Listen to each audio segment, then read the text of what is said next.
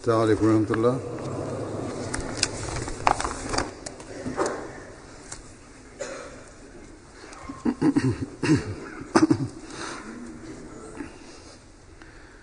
أشهد أن لا إله إلا الله وحده لا شريك له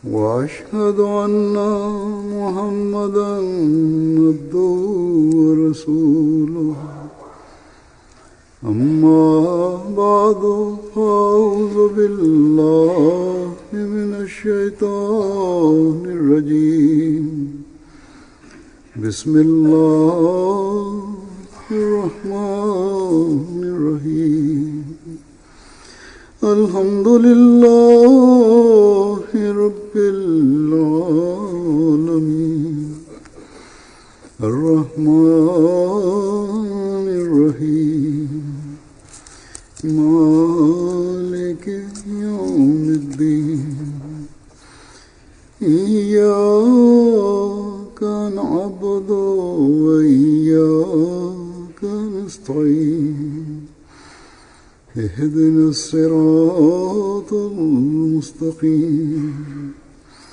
صراط الذين أنعمت عليهم غير المغضوب عليهم ولا الضالين.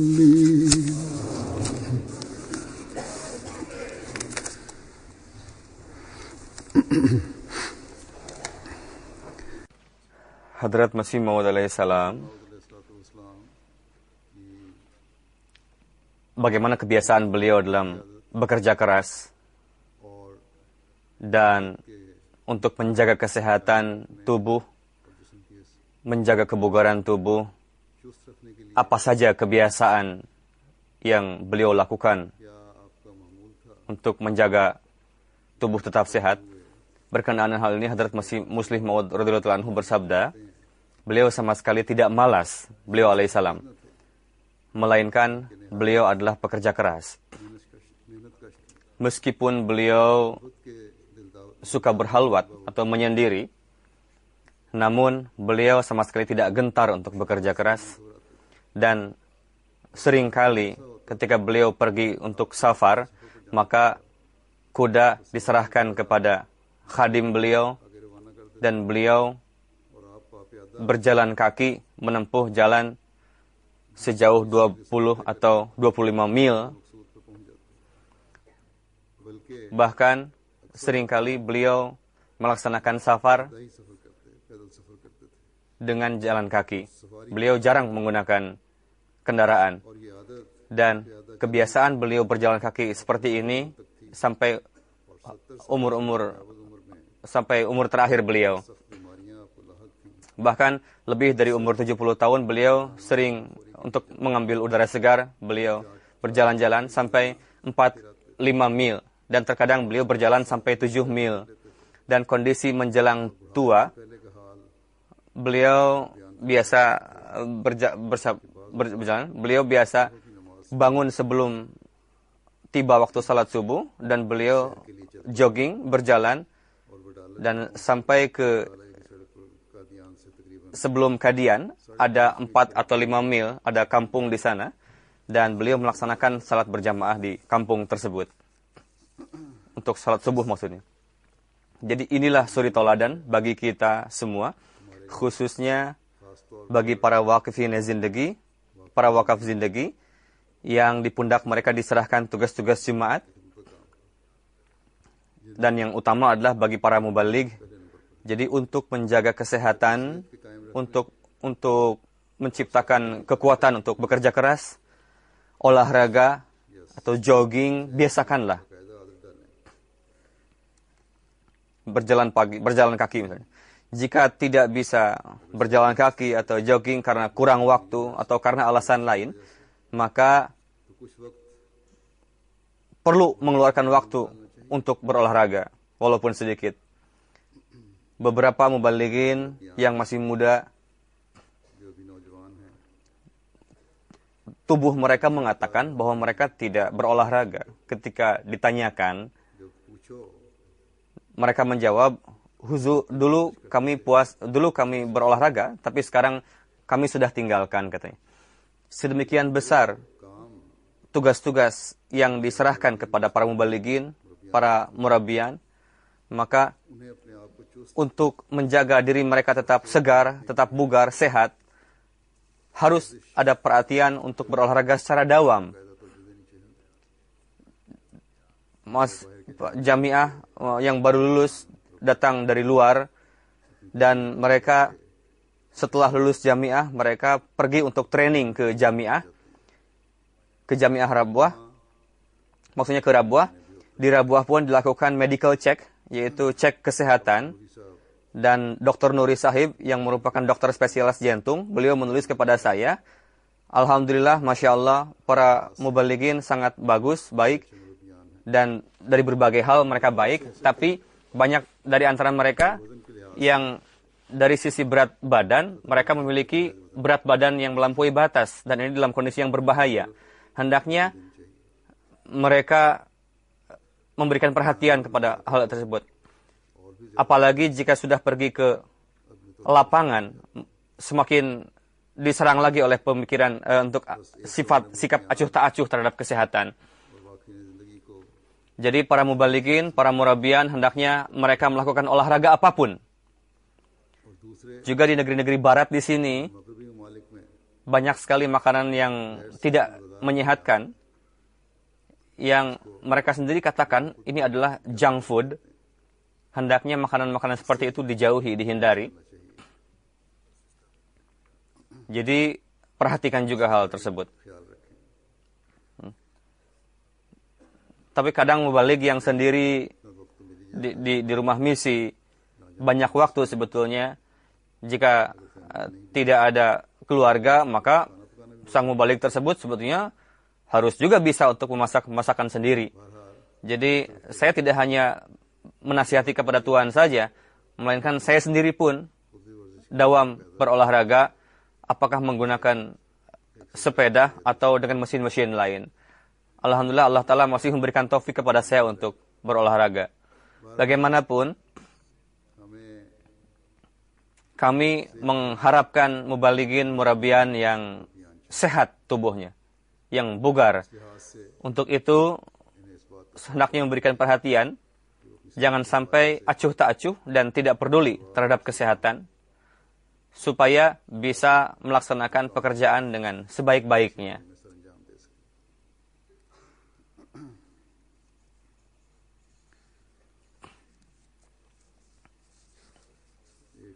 Ada satu riwayat lagi berkenaan dengan Hadrat Masih Maud alaihi salam yang diriwayatkan oleh Hadrat Muslih Maud radhiyallahu anhu. Pada masa ini kita bisa mengeraskan suara dengan menggunakan sound system, loudspeaker, sehingga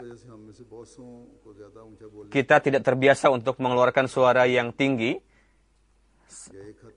khususnya bagi para penceramah, para mubalighin, murabian. Terkadang ketika mereka pergi ke lapangan, mereka terpaksa untuk bertabligh, dan mereka harus melakukan latihan untuk mengeluarkan suara yang tinggi, yang keras. Terkadang tidak ada sound system di tempat-tempat seperti itu, khususnya di negeri-negeri yang miskin. Pada zaman dahulu, tidak ada sarana untuk mengeraskan suara, sehingga sangat sulit untuk mengeluarkan suara yang tinggi di depan khalayak umum. Karena itu orang-orang pada masa dulu, mereka biasa berlatih untuk mengeluarkan suara yang keras. Hadrat Masih Maud alaihi salam dalam kondisi biasa, beliau mengeluarkan suara yang pelan, tidak keras.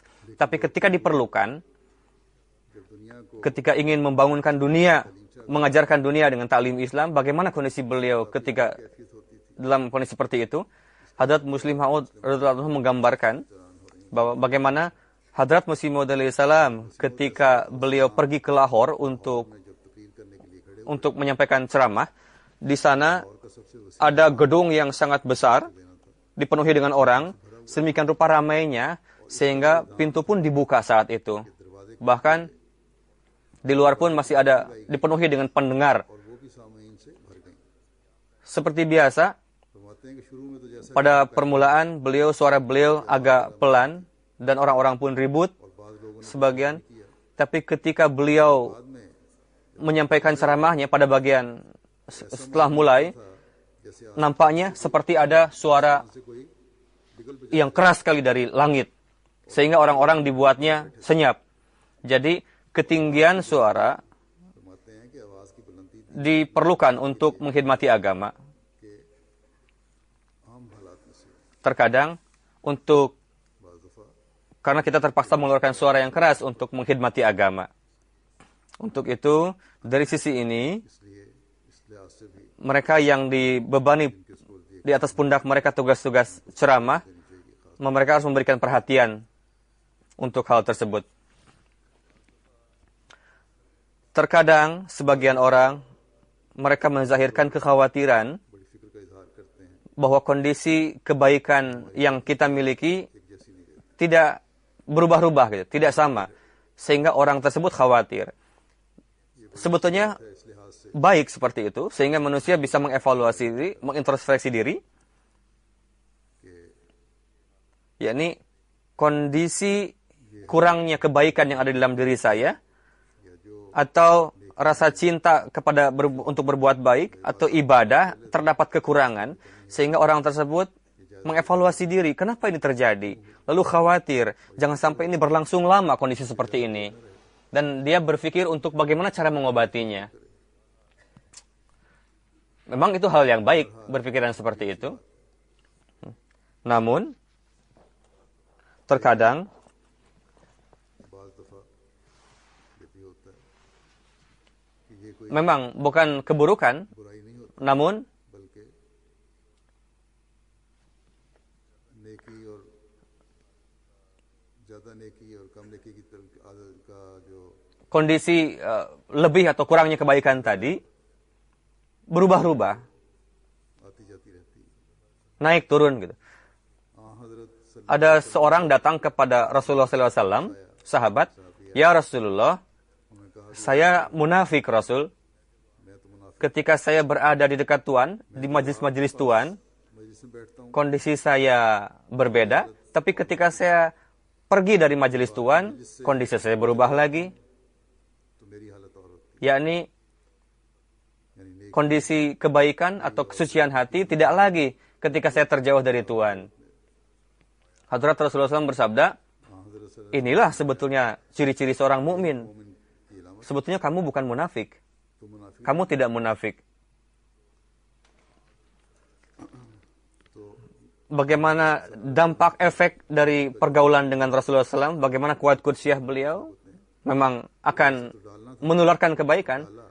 Orang-orang yang duduk di sekitar beliau, बैठने वाले mereka duduk dengan memiliki hati yang suci. बैठते थे, Mereka untuk mempelajari sesuatu, duduk dengan Rasulullah SAW. अल्लाह ताला Mereka datang untuk दर्जे बुलंद meningkatkan rohani mereka kepada Allah Ta'ala. और फिर बाहर जाके Ketika meninggalkan Rasulullah SAW, keimanan mereka menurun lagi. लेकिन बहरहाल Bagaimanapun, di dalam hati para sahabat terdapat rasa takut kepada Allah Ta'ala, ada keikhlasan. Karena itu mereka khawatir फिक्र पैदा हुई kondisi कि नेकी kurangnya kebaikan, jangan sampai ini berlangsung lama di dalam dirinya. Dan jangan sampai hal ini justru malah menjauhkan kami dari agama, katanya. Jangan sampai timbul kemunafikan di dalam diri kami. Inilah kekhawatiran para sahabat pada saat itu. Ketika perasaan seperti ini timbul, जब ये एहसास होता है, maka manusia इंसान दुआ और इस्तिग़फ़ार से untuk memperbaiki kondisinya, हालत बेहतर mereka istighfar dan doa. Hadrat Muslim Maud radhiyallahu anhu menerangkan topik tersebut. Beliau bersabda bahwa Hadrat Muslim Maud alaihi salam selalu bersabda, terkadang sebagian kesehatan si anak adalah के रहम की वजह से ठीक रहती terkadang disebabkan oleh pemikiran, kekhawatiran si ibu. Ketika si anak mendapatkan kesulitan, maka si ibu menganggap kesulitan itu sebagai suatu hal yang luar biasa. Dan akhirnya dampaknya adalah dengan perhatian si ibu, dia mengobati si anak yang sehat tadi. dan terhindar dari penyakit yang lebih parah si anak itu karena perhatian si ibu tadi. Tapi terkadang sebagian ibu ada juga बाज माएँ ऐसी होती हैं yang mereka mengetahui sakitnya anak ketika penyakitnya sudah parah, penyakit si anak itu. Sehingga pengobatannya pun sudah mulai sulit. Jadi pemikiran, kekhawatiran si ibu adalah bermanfaat untuk kesehatan si anak. Hadrat Masih Maud alaihissalam bersabda, kekhawatiran si ibu, anggapan si ibu bermanfaat untuk kesehatan si anak. Begitu juga इसी तरह अपनी jika di dalam diri kita ada kekhawatiran, शायद ये कुछ jangan sampai penyakit saya ini ada penyakit, misalnya berkaitan dengan rohani. Jika timbul kekurangan di dalam rohani, di dalam ibadah, untuk melakukan kebaikan ada kekurangan di dalam diri kita, dan timbul kekhawatiran, pemikiran seperti dalam diri kita, apakah saya tengah terjauh dari Allah Ta'ala? Maka kekhawatiran seperti itu adalah bermanfaat. भी मुफीद होता है फरमाया कि इसी तरह इंसान Jadi sehingga manusia yang seperti itu siap untuk melawan mara bahaya, dan dia menjaga diri untuk dari kebinasaan.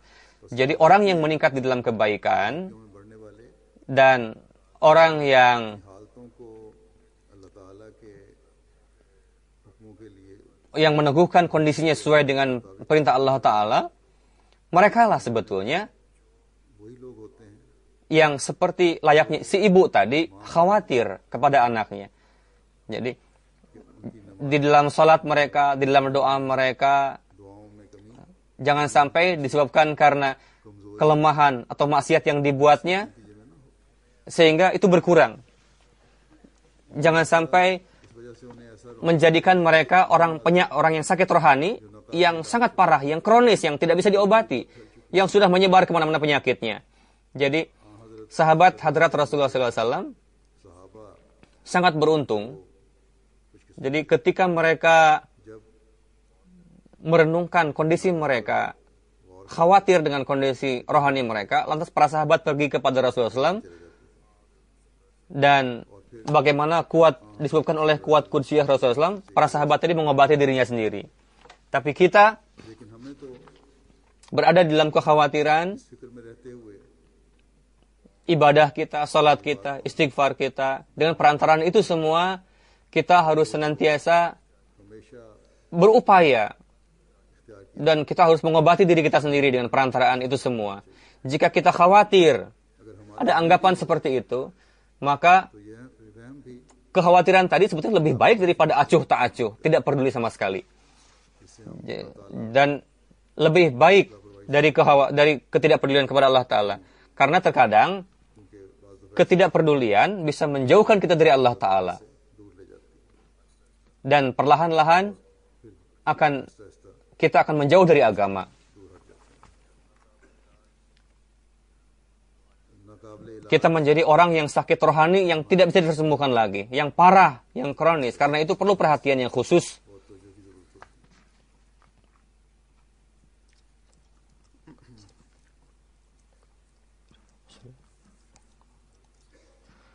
Hadrat Muslim Maud radhiyallahu anhu suatu ketika एक दफ़ा beliau menerangkan suatu topik बयान फरमा रहे berkait bahwa खुशी और kebahagiaan, kesedihan berkaitan dengan perasaan. Misalnya di dalam suatu rumah ada pernikahan, घर में शादी maka untuk kebahagiaan pernikahan tersebut, jika terpaksa untuk meminjam hutang, maka mereka meminjam hutang untuk करने की कोशिश करते melakukan kebahagiaan tadi dan ikut serta dalam kebahagiaan tadi. Tapi orang yang tidak memiliki ikatan dengan orang-orang yang menikah, orang yang tadi misalnya, bagi orang tersebut tidak ada bedanya. खुशी करना या उसके Atau membahagiakan sahabatnya, membahagiakan keluarganya, dan memasukkan dirinya kepada kesulitan, meminjam hutang, tidak ada bedanya. Karena tidak ada उनको इससे क्या merayakan kebahagiaan, meminjam utang, bagi dia nggak ada artinya. Begitu juga एक शख्स orang yang sebagai kepala keluarga misalnya, jika orang tersebut meninggal, maka di rumahnya duka cita rumah tersebut. Tapi orang lain yang tidak ada ikatan, tidak ada hubungan dengan keluarga tersebut, maka kematian si kepala keluarga tadi tidak ada bedanya bagi orang yang tidak ada hubungan. Ribuan orang हजारों लोग setiap hari meninggal, रोजाना mati, वफातें होती हैं, इतना tapi orang yang tidak kita kenal, जिनको हम जानते नहीं, meskipun kita tahu bahwa orang itu meninggal, बारे में इल्म में आने के tapi kita tidak merasakan sedih. एहसास नहीं होता। Namun jika ada kerabat kita yang meninggal, maka kita langsung diliputi rasa sedih yang dalam. Ada juga कि बाद ऐसे yang mereka menjadi masalah bagi orang lain, misalnya perampok, teroris, pencuri, yang dengan kematian teroris tadi, sebagian orang justru malah bahagia अफसोस के बजाय dengan kematian teroris tadi. Tapi kerabatnya merasakan sedih tentunya, kerabat teroris tadi. Hadrat Muslim Maud radhiyallahu anhu menerangkan bahwa perasaan seperti ini merupakan mata rantai yang aneh, yang dengan merenungkannya timbul suatu kondisi yang aneh dalam diri kita. Suatu hal menjadi kebahagiaan, penyebab kebahagiaan bagi seseorang, tapi bagi orang lain justru malah menyebabkan kesedihan, duka cita. Dan banyak juga और बहुत से ऐसे होते हैं orang yang tidak ada bagian dan kebahagiaan atau kesedihan. Topik seperti ini ये मजमून मुझे saya telah diajarkan oleh Hadrat Masih Maud Islam dalam satu kalimat saja. Beliau bersabda, Hadrat Masih Maud Salam dawam membaca surat kabar. बार पढ़ा करते थे। Ini pun bagi para mubalighin penting juga इसमें एक ये सबक भी है, untuk mereka dawam membaca surat kabar, meskipun kabar itu hal-hal yang sepele, biasakanlah untuk membacanya. Dan beliau alaihissalam dawam membaca surat kabar. Pada tahun 1907, beliau memanggil saya ketika membaca surat kabar, Mahmud. Suara yang beliau keluarkan nampaknya beliau dalam kondisi cepat, tergesa-gesa. मुस्लिम सामने मुस्लिमों को आवाज दी और ऐसी आवाज Ketika saya hadir di hadapan beliau alaihissalam, beliau memperdengarkan kabar, berita kepada saya. Ada seorang yang meninggal katanya. Namanya saya lupa. Hadrat Muslim Maud mengatakan, saya tertawa tipis. मैंने कहा मुझे इससे क्या Apa hubungannya dengan saya, Huzur? Katanya. Huzur bersabda, के घर में तो मातम पड़ा हो di rumahnya ada duka cita, tapi kamu malah mengatakan tidak ada bedanya buat kamu. Apa sebabnya? Sebabnya adalah orang yang tidak memiliki hubungan dengan orang itu, maka tidak ada dampak kebahagiaan atau kesedihan bagi orang lain. और इसी तरह अगर कोई खुशी की बात है तो उस खुशी का असर नहीं होता। Karena yang meninggal itu orang lain. Gitu. Hal tersebut बात हज़रत मुस्लिम माऊद ketika dijelaskan oleh Hadrat Muslim Maud, saat itu की बात है जब putra Hadrat Khalifatul Masih Awal इस्लाम tengah menikah. का निकाह का मौका था। Hadrat Muslim Maud menzahirkan माऊद ने अपने जज्बात का इजहार इस तरह emosi beliau. Jika Hadrat Khalifatul Masih Awal hidup saat ini, betapa bahagianya beliau melihat putranya menikah. Sedemikian rupa beliau akan mendoakan putranya ini. Dan dengan itu, orang lain pun akan tergerak untuk berdoa untuk putra yang tengah menikah ini. Kesempatan dan pemikiran seperti ini menciptakan gerakan di dalam diri kita. खास हरकत पैदा करती है। Jika ada orang yang terkasih प्यारे के एक atau kerabat kita tengah berbahagia, maka ini menciptakan kondisi yang khusus dalam diri kita. Pemikiran ini menciptakan gerakan di dalam diri kita. Jadi, bagaimana orang yang terkasih atau kerabat yang bagaimana kita mendoakan mereka yang tengah berbahagia ini. Dan kebahagiaan ini और खुशी की लहर हमारे begitu menguasai diri kita. से पैर तक जुड़ाती है ये बात। Jadi, hendaknya diingat bahwa orang yang muhsin berbuat ihsan kepada kita dan untuk putra keturunan mereka, doakanlah mereka dalam kondisi bahagia maupun sedih. उनको महसूस करना चाहिए। Simpatilah kepada mereka. Dan untuk anggota jemaat juga, pada umumnya, harus kita zahirkan kebahagiaan maupun kesedihan. Karena itu adalah wujud jemaat. Jika ada perasaan seperti itu, उसी वक्त एहसास पैदा होता है bahwa kita merasakan penderitaan anggota jemaat yang lain seperti penderitaan kita, ini perlu. Dan ini semua merupakan sesuatu yang menciptakan persatuan di dalam jemaat. Kita harus merasakan penderitaan anggota jemaat lainnya. Jadi bagaimana keitaatan Hadrat Khalifatul Masih Awal? Ada riwayat yang diriwayatkan oleh Hadrat Muslim Maud radhiyallahu anhu. Hadrat Khalifatul Masih Awal, saya ingat berkenaan dengan beliau, Abdul Hakim, orang yang murtad di Petialwi, dulu Ahmadi, Ahmadi था, बहुत मोहब्बत किया करता dan orang yang itu adalah sangat memiliki jalan yang kuat dengan Khalifatul Masih Awal. Sampai-sampai ketika वसलाम की मुखालफत की dia menentang Hazrat Masih Maud salam, orang yang murtad tadi menulis di dalam jemaat Tuhan, selain Khalifatul Masih, selain Maulwi Hakim Nuruddin, katanya tidak ada orang lain yang layak untuk disebut sahabat. Katanya. Begitu memujinya Khalifatul Masih Awal, orang ini. कैसा है जो जमात के Jadi sangat dibanggakan katanya, Maulwi Nuruddin ini. Abdul Hakim Petialwi menulis kitab tafsir yang banyak sekali poin-poinnya yang dia tanyakan kepada Khalifatul Masih Awal untuk dalam tafsir gitu. Ketika Abdul Hakim tadi mengumumkan kemurtadannya, saya melihat, kata Muslim Maud, ने घबरा कर अपने शगिर्द Khalifatul Masih Awal merasa खलीफा अव्वल ने langsung फौरी तौर पर khawatir dan memanggil para murid beliau bersabda, kamu pergilah ke perpustakaan saya, ada kitab tafsir yang ditulis oleh Abdul Hakim, keluarkan kitab itu. जो तफसीर उसने लिखी Ada di dalam perpustakaan beliau. Library में पढ़ी Keluarkanlah buku kitab tafsir itu. Jangan sampai disebabkan karena adanya tafsir itu, से मुझ पर खुदा saya dimurkai oleh Allah Ta'ala. Allah Ta'ala murka kepada saya. फरमाते हैं Padahal itu merupakan tafsir Quran Karim, sabda Muslim Ma'ud. Dan masih banyak tafsir ayat yang ditanyakan langsung oleh orang yang murtad tadi kepada Khalifatul Masih Awal. Namun, कर लिखी थी मगर इस वजह से jangan sampai, इस पर खुदा का गजब karena itu, murka Allah turun kepada Abdul Hakim, dia murtad, इसकी लिखी हुई sehingga Khalifatul Masih Awal meminta supaya tafsirnya dikeluarkan dari library itu. मुताबिक समझा Jangan sampai katanya kitab itu उसी कुतुब के साथ mengotori buku-buku lainnya yang ada di perpustakaan itu. Bagaimana gairat Khalifatul Masih Awal kepada jemaat, kepada agama. Dan ini merupakan suri toladan bagi kita semua. Lalu, sebagian orang melontarkan keberatan इतराज कर bahwa secara jemaat, jika seseorang mendapatkan hukuman dalam jemaat ini, दी है atau orang sedang कार्रवाई हुई dilaporkan, diproses, तो वो कहते mereka mengatakan, ada yang mengatakan, कि मेरे खिलाफ ketika saya berbuat salah, saya diproses, ये गलत हुई dihukum, tapi और फलां si Anu tidak नहीं हुई dihukum, malah didukung. Misalnya. Keberatan yang seperti ini bukanlah keberatan yang baru, hal yang baru, bukan. Pada setiap zaman, selalu ada saja keberatan seperti itu, dulu pun ada yang seperti itu.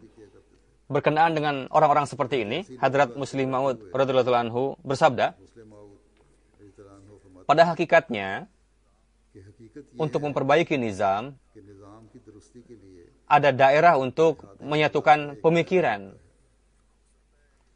Mungkin saja ikhtilaf tadi, penentangan tadi nampak besar, tapi tidak अगर वो किसी फितने menyebabkan fitnah, maka diizinkan untuk baiat kepada jemaat ini. दे दी जाए Namun, लेकिन ada orang lain yang एक दूसरे meskipun nampak का इससे कम ikhtilaf tadi, penentangan tadi sedikit, nampak sedikit, tapi menciptakan fitnah, bisa menciptakan fitnah dalam jemaat, maka dikeluarkan orang seperti itu. Hadrat Masih Maud alaihi salam, इस्लाम ने suatu ketika एक दफा एक दोस्त ada seorang bertanya kepada Masih Maud alaihi salam bahwa saya baru keluar dari मैं अभी Syiah से निकल कर शिया था मैं और शीयत से निकल dan saya beranggapan bahwa Hadrat Ali radhiyallahu anhu lebih afdal daripada Hadrat Abu Bakar, Hadrat Umar, dan yang lain-lainnya. Karena saya lebih mencintai Hadrat Ali. Apakah dengan memiliki akidah ini saya masih tetap bisa baiat kepada Tuhan? Orang tadi bertanya. Hadrat Masih Maud alaihi salam menulis, इस्लाम ने उन्हें silakan Tuhan baiat. कि आप बैत कर सकते Tapi लेकिन इसके मुकाबले में sebaliknya dari itu, Hadrat Masih Maud alaihi salam इस्लाम ने एक दफा चंद आदमियों को mengusir beberapa orang jemaat dari Kadian. सजा के तौर पर Bahkan beliau pun menulis selebaran berkenaan orang-orang itu. Alasannya adalah मगर वजह mereka tidak hadir untuk melaksanakan salat berjamaah 5 waktu, dan sebagian dari mereka juga ada yang biasa कि उनकी मजलिसों में melakukan hukah, rokok yang besar tadi, dan melakukan hal-hal yang sia-sia. Coba वो देखते हैं Hadrat Muslim Maud mengatakan, bagaimana orang yang menganggap Hadrat Ali lebih afdol daripada Hadrat Abu Bakar dan Hadrat Umar, dan dibandingin dengan orang yang melakukan hukah tadi, yang mana yang lebih berat? Pasti orang mengatakan kesalahan yang lebih penentang, perbedaan yang lebih berat adalah orang yang menganggap Hadrat Ali lebih unggul daripada Hadrat Abu Bakar, dan yang minum minuman hukah tadi adalah perkara kecil katanya. Namun Hadrat Masih Maud alaihi salam, meskipun nampak perbedaan tadi besar, tapi diizinkan baiat oleh Hadrat Masih Maud alaihi salam. Tapi orang yang sibuk dengan pekerjaan-pekerjaan yang lagau tadi, beliau perintahkan untuk diusir orang seperti itu. Padahal pada kesempatan mengundang orang, beliau mengatur sendiri. Misalnya ketika ada duta dari Hussein Sami dari Turki, dan diatur untuk pengkhidmatan untuk tamu itu, Hadrat Masih Maud bersabda, saya masih kecil, saya masih ingat di dalam suatu majelis Maulwi Abdul Karim Sahib marhum mengatakan, Tuan, ini dia biasa merokok katanya. Jika kita tidak menyediakan rokok, maka mereka akan menderita katanya. Hadrat Masih Maud alaihi salam bersabda, silakan saja, sediakan rokok, karena rokok tidak termasuk kepada hal-hal yang haram, tidak seperti minuman keras dan lainnya. Jadi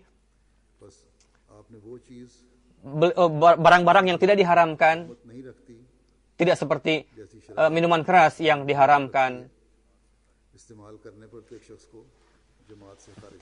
Tapi orang yang mengatakan, tapi saya menganggap Hadrat Ali lebih unggul daripada Hadrat Abu Bakar dan Hadrat Umar, meskipun akidah pribadi Hadrat Masih Maud alaihi salam bahwa Hadrat Abu Bakar radhiyallahu anhu lebih afdol daripada Hadrat Ali radhiyallahu anhu. Tapi Hadrat Masih Maud tetap mengizinkan orang tadi baiat kepada jemaat. Jadi sebenarnya adalah sebagian perkara dari sisi waktu fitnah itu kecil, besar, padahal kecil. Dan sebagian sesuatu secara itu waktu fitnahnya nampak besar, namun sebetulnya kecil. Jadi jika dari sisi saat fitnah tadi, tapi orang-orang yang melontarkan keberatan tadi, mereka tidak menggunakan akal sebetulnya. Tujuan mereka hanya melontarkan keberatan sebetulnya. Banyak sekali orang yang mengatakan kepada orang lain, kadang mendapatkan dukungan dari teman-temannya yang sama-sama mendapatkan hukuman. Mereka tidak tahu apa sebetulnya permasalahan, kenapa dia mendapatkan hukuman. Jadi dari sisi ini, tanpa sebab ikut campur, jangan sampai melakukan seperti ini. Ya, jika nizam menganggap, memahami, dan dia pun minta maaf, maka dimaafkan. Orang-orang yang melakukan keberatan seperti ini pada masa ini pun ada. Mereka melakukan perbuatan salah, mendapatkan hukuman, alih-alih melakukan islah, justru malah lebih menjadi-jadi dalam menentang nizam. Jadi orang seperti mereka mengatakan, kami akan tetap seperti ini katanya. Meskipun demikian, tetap saja nizam jemaat memberikan tempat kepada saya katanya. Kami tidak akan melakukan islah katanya. Saya pun jelaskan sekali lagi bahwa Hadrat Masih Maud alaihi salam memang untuk tamu duta besar tadi, beliau menyediakan rokok yang memang tidak haram, tapi Hadrat Masih Maud alaihi salam sebetulnya sangat membenci hukah, minum hukah tadi.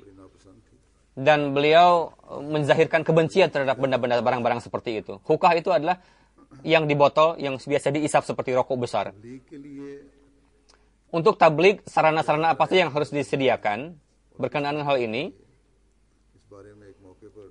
Hadrat Muslim Maud radhiyallahu anhu bersabda, pada saat ini Nazarat Da'watut Tabligh, mereka bertabligh dengan menggunakan pamflet, menyebarkan brosur dan sebagainya. Pamflet adalah itu tidak bisa ditanggung lama kalau pamflet ini. Beliau menulis, Hadrat Masih Maud alaihi salam pada zaman beliau tabligh dilakukan dengan selebaran-selebaran. Selebaran-selebaran tadi meliputi 2, 4 atau 4 halaman, dan itu bisa menciptakan bisa dikenal oleh seluruh negeri, dan banyak saat itu disebarkan selebaran-selebaran tadi. Maksud banyak itu adalah 1.000 atau 2.000 selebaran, terkadang sampai 10.000 selebaran yang disebarkan di seluruh India. Tapi sekarang pada masa ini bisa lebih banyak 20 kali lipat. Tapi dengan selebaran tadi selebaran bisa disebarkan 50.000 sampai 100.000. Lalu bagaimana selebaran-selebaran tadi bisa mengubah perhatian orang-orang? Sekarang banyak sekali berita yang sampai kepada jutaan orang, ratusan ribu, dan bisa berpengaruh kepada negeri-negeri lainnya juga, pengaruh berita ini. Dari Amerika ada kabar bahwa di Swedia ada news agency, mereka mengontak kita bahwa di Swedia sekarang katanya ada perhatian terhadap Islam, karena itu apa sebetulnya Islam ini? Allah lebih tahu lebih itu. Lalu kami ingin mengambil interview dari Tuan, katanya, berkenaan dengan Islam. Jadi ketika saya melakukan kunjungan ke Swedia juga, maka banyak juga orang yang datang hadir untuk mendengarkan. Jadi dengan perantaraan selebaran atau dengan pelajaran berita atau dengan press media, pesan tablik ini bisa sampai secara luas yang tidak bisa disentuh oleh literatur sebetulnya. Hadrat Masih Maud alaihi salam bersabda, jika isytihar disebarkan 12 kali dalam setahun, sekarang bisa 3 atau 4 kali saja. Tapi jumlahnya ratusan ribu. Sekarang kita bisa tahu dampaknya seperti apa. Dan kita melihat apa dampak yang diciptakan oleh selebaran itu. Untuk itu, sebagian orang mengatakan, apa manfaatnya katanya menyebarkan selebaran melalui surat kabar? Manfaat sebetulnya, karena dengan perputaran surat kabar, jemaat bisa dikenal oleh orang-orang. Padahal, dengan menggunakan literatur, meskipun dibagikan dalam 2 bulan, itu bisa di-cover oleh surat kabar dalam 1 hari saja. Dengan karunia Allah Ta'ala, pada saat ini, dengan perantaraan surat kabar, jemaat semakin dikenal di berbagai tempat. Press media di dalam jemaat ini pun sangat berperan penting di dalam jemaat. Dan dalam cakupan luas ini tengah dilakukan di setiap tempat jemaat.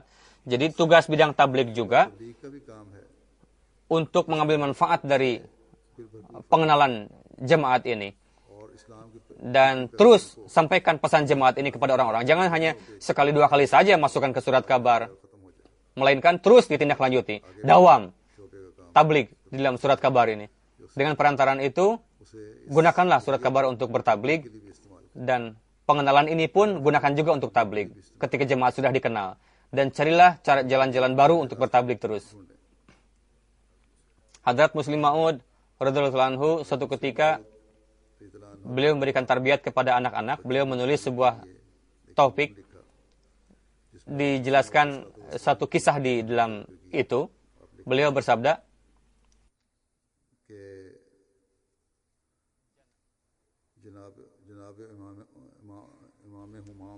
Hadrat Masih Maud alaihi salam pada tahun 89 setelah salat asar, saya meminta kepada beliau untuk memperdengarkan kisah, cerita, yang dari cerita itu diketahui tawakal, yakin kepada Allah Ta'ala, dan orang yang bertakwa bisa menjadikan dirinya sehingga Allah Ta'ala menjadi penjaga baginya. Dan Allah Ta'ala memenuhi segala kebutuhan orang yang bertakwa seperti itu. Lalu Hadrat Hadrat Masih Maud alaihi salam bersabda, ada seorang suci yang melakukan perjalanan dan dia masuk ke dalam sebuah hutan di mana biasa ada pencuri di hutan itu, yang biasa mencuri para musafir yang lewat di sekitarnya. Seperti biasa, si pencuri pun ingin mencuri orang suci ini, tapi orang suci ini bersabda kepada pencuri, wa fis sama'i rizqukum wa ma tu'adun. yakni dari langit sudah ditetapkan rezeki kamu dan telah dijanjikan kepada engkau. Syaratnya adalah kamu tegak dalam kebaikan. Jadi sudah ada rezeki kamu sebetulnya di langit, kamu yakin saja kepada Allah Ta'ala dan berusaha untuk bertakwa. Tinggalkanlah pencurian, perbuatan mencuri, Allah Ta'ala akan memenuhi segala kebutuhan kamu. Lalu ini berpengaruh kepada hati si pencuri tadi, dia meninggalkan si pencuri itu dan mengamalkan apa yang dikatakan oleh orang suci ini. Sampai-sampai dia mulai minum makanan yang berada di wadah yang terbuat dari emas.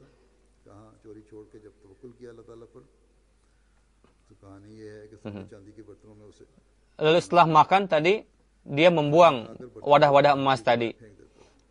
Kebetulan orang suci tadi lewat lagi, pencuri tadi yang sudah menjadi muttaqi, orang baik, menceritakan kejadian yang telah dialaminya. Coba Tuhan berikan saya ayat lagi, katanya. Orang suci tadi bersabda lagi, "Fawarabbis samai wal ardi innahu lahaqq." Yakni demi Tuhan bumi dan langit adalah hak. Setelah mendengar hal ini, dia meyakini bahwa dengan meyakini keagungan Allah Ta'ala ada kesedihan. Lalu dia meninggal. Jadi ini diperdengarkan kepada anak-anak yang berumur 10 tahun, 8 tahun. Lalu mengatakan lagi kepada orang-orang bagaimana setelah bertakwa, apa yang dialami oleh orang yang bertakwa. Jadi orang yang menjaga penduduk bumi dan langit ini, apakah dengan keberadaan Tuhan ini diragukan? Dia yang menjaga kita, merawat kita. Jadi takutlah kepada Tuhan, yakinlah kepada Tuhan, dan upayakanlah untuk berbuat baik. Pada Hadrat Masih Maud alaihissalam, inilah kondisi anak-anak pada saat itu.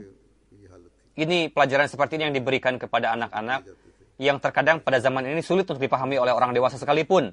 Jadi, setiap kita hendaknya ingat bahwa berupayalah untuk berjalan di atas jalan takwa dan yakinlah kepada zat Allah Ta'ala dan teguhlah di dalamnya bahwa inilah sebetulnya wujud yang menjaga kita, melindungi kita, yang memelihara kita, dan tidak diragukan lagi bahwa dialah sebetulnya Tuhan yang maha benar, dan kepada dialah kita harus takut, dan kepada dialah kita harus meminta, kita harus tunduk kepadanya, dan kita harus yakin kepada Allah Ta'ala, dan dialah, inilah sebetulnya kebaikan yang harus diupayakan oleh manusia, yang perlu untuk diimani, yang perlu untuk diamalkan. Jadi bagi orang dewasa pun ini merupakan pelajaran yang lebih penting bagi kita sebetulnya, lebih dari terkadang kita melupakan hal seperti ini, dan terkadang sebagian orang terjauh dari ketakwaan dan alih-alih yakin kepada Allah Ta'ala, mereka mulai yakin kepada orang-orang, kepada manusia. Orang seperti ini harus ingat bahwa keyakinan yang hakiki sebetulnya harus diberikan kepada Allah Ta'ala. Semoga Allah Ta'ala, semoga kita timbul ketakwaan dalam diri kita. Amin. Setelah salat Jumat, saya akan memimpin salat jenazah gaib.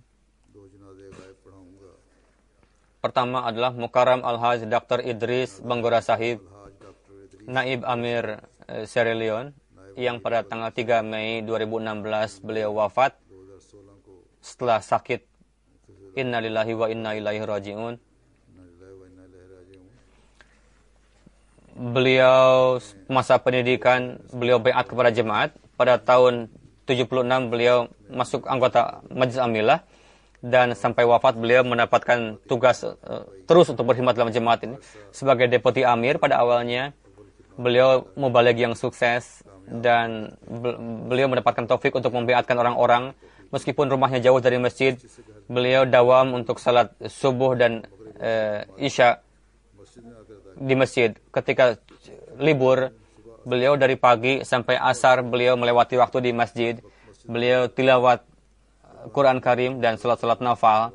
Beliau dawam untuk salat Jumat, dan beliau mendengarkan MTA dan khutbah huzur, khutbah khalifah. Setiap saat beliau ada saja mencapai buku Masih Maud alaihissalam. Beliau menolong orang-orang yang membutuhkan. Beliau sebagai dokter sebetulnya. Namun, meskipun demikian, beliau setiap saat mewakafkan diri bagi jemaat sebetulnya. Aqil Ahmad Sahib Mubaligh menulis berkenaan dengan beliau bahwa kapanpun jika ada orang yang membutuhkan dan tidak ada dana untuk menolong orang-orang seperti ini, maka Mubaligh tadi mengajak orang seperti ini kepada Dr. Sahib. Dan tidak pernah terjadi ada orang yang datang untuk membutuhkan kepada beliau, lantas beliau tidak memberikannya. Beliau selalu memberikannya. Beliau sangat dermawan dan penuh kasih sayang. Beliau mengobati para mukaf zindagi dengan perhatian sekali. Dan beliau memohon doa juga kepada, dan beliau mengobati orang-orang dengan gratis, dan kadang mengongkosi orang-orang yang banyak sekali penyakit hernia yang digratiskan oleh beliau. Ketika ada penyakit orang yang sakit lain, beliau mengirimkan ke rumah sakit dan memberikan ongkosnya.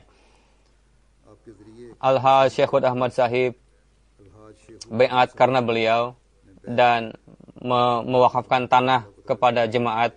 Ketika Dr. Ganggora mengetahui hal ini, maka orang ini berkorban banyak katanya. Lalu beliau mengorbankan tanah beliau di tengah kota. Lalu beliau menyumbangkan 35 juta miliar untuk jemaat, membangun masjid. Beliau seorang musi dan terdepan dalam pengorbanan harta juga. Mereka lah orang-orang yang dari tinggal jauh di sana. Namun dengan karunia Allah Ta'ala ketika mereka baiat, kerohaninya terus maju. Semoga Allah Ta'ala meninggikan derajat beliau. Amin. Dan semoga anak keturunan beliau senantiasa diteguhkan dalam jemaat dan setia terhadap jemaat. Amin. Jenazah yang kedua, Mukarram Mansurah Begum Sahibah, istri dari Khalid Saifullah Sahab, Naib Amir Australia, pada tanggal 21 Juli di Australia, wafat. Innalillahi wa inna ilaihi raji'un. Beliau dawam salat 5 waktu, orang tahajud, mencintai khilafat dan setia kepada khilafat.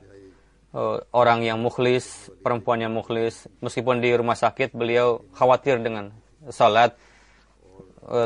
Meskipun sakit, mengatakan kepada suaminya, Tuhan salat dengan saya, katanya.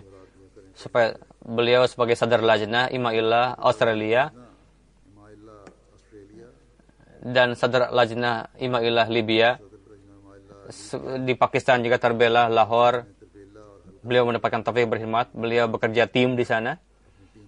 Beliau sangat mencintai Quran Karim dan dawam tilawat. Selain mengajarkan kepada anak-anaknya, beliau pun mengajarkan anak-anak Ahmadi. Beliau adalah seorang musi'ah. Beliau membayar candah dengan dawam, hisah jaidad, hisah amad beliau lunasi. Di antara orang yang tinggalkan, beliau memiliki suami dan 5 anak. Semuanya bekerja sibuk dalam mengkhidmati jemaat. Satu anak beliau ada di sini, Umar Khalid Sahib.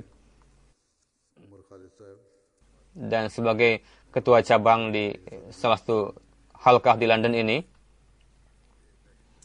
ada National Secretary Waqf Jadid di Australia, putra beliau juga. Semoga Allah telah meninggikan derajat beliau dan mengampuni segala kelebihan, dan semoga keturunan beliau tegak di dalam keikhlasan dan kesetiaan. Amin.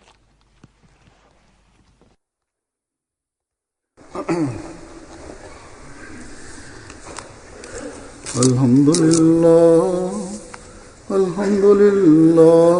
nahmaduhu wa nasta'inuhu.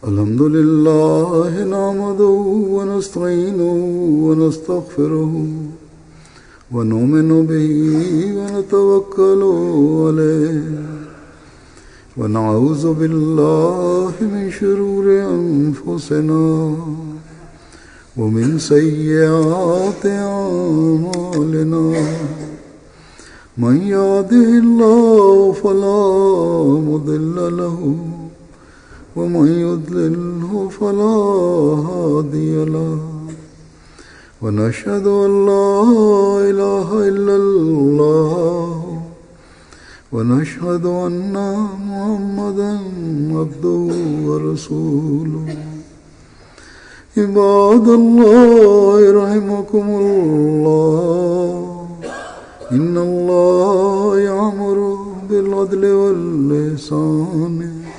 وإيتاء ذي القربى وينهى عن الفحشاء والمنكر والبغي يعظكم لعلكم تذكرون اذكروا الله يذكركم وادعوه يستجب لكم ولذكر الله أكبر.